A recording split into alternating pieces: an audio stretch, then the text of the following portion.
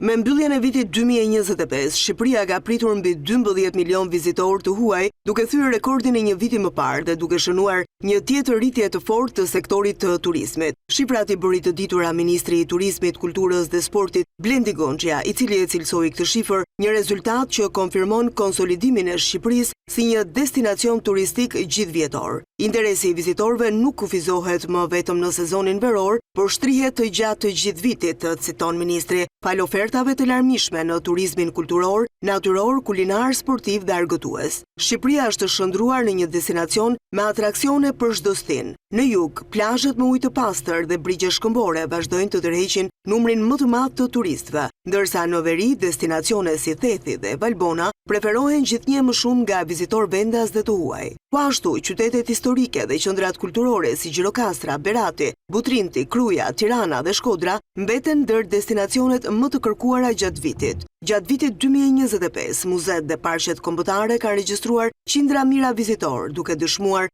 rritjen e interesit për turizmin kulturor dhe natyror.